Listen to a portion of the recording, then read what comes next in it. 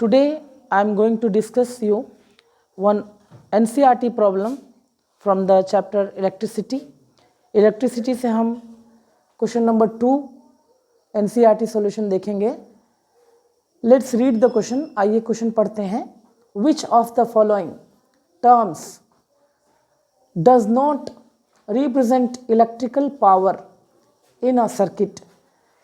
इनमें से कौन सा टर्म एक सर्किट में इलेक्ट्रिकल पावर को नहीं दर्शाता.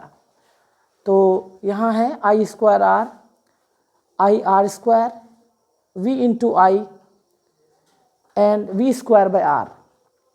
तो इसका सॉल्यूशन देखें कैसे करेंगे. सबसे पहले let us consider one electrical circuit.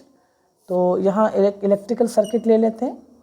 ये रजिस्टर लगा देते हैं और यहाँ पे एक सेल और एक और सेल लगा देते हैं. बैटरी बना दिया जाएगा. इसको पूरा बैटरी बना दिया गया. इस बैटरी के दोनों सिरों के बीच का पोटेंशियल डिफरेंस कहते हैं V, और इस रजिस्टर का रेजिस्टेंस बोलते हैं R. तो किसी सर्किट में, इलेक्ट्रिकल सर्किट में पावर लिखने का तरीका होता है V इंटू आई.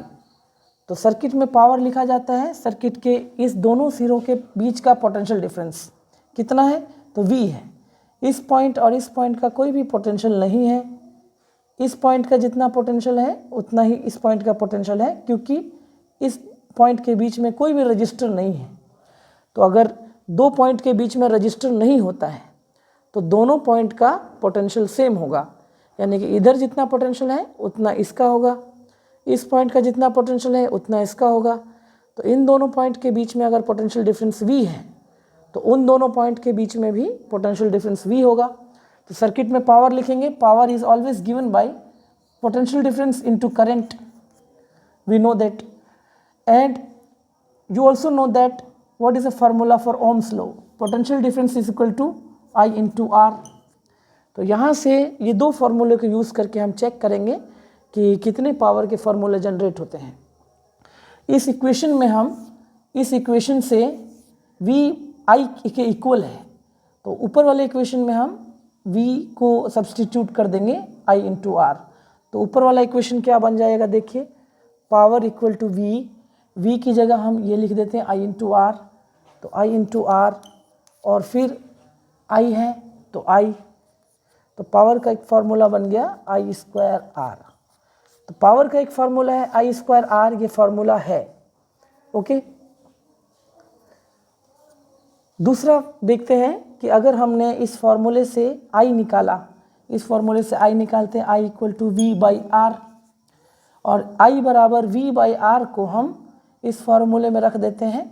तो नया फार्मूला जनरेट होता है पावर इक्वल टू V को V रहने दो और I की जगह हम रख दो V बाई R. तो V बाई R. तो एक नया फार्मूला जनरेट होता है V into V square by R. तो ये भी VD, ये भी ऑप्शन है, ये भी पावर का फार्मूला है और ये भी पावर का फार्मूला है. और एक फार्मूला तो आपको मालूम ही है, power is equal to voltage into current. तो ये फार्मूला है. तो ये और ये तीनों ही पावर के फार्मूले हैं. और हमें पता करना था कि कौन सा टर्म इलेक्ट्रिकल पावर को रिप्रेजेंट नहीं करता.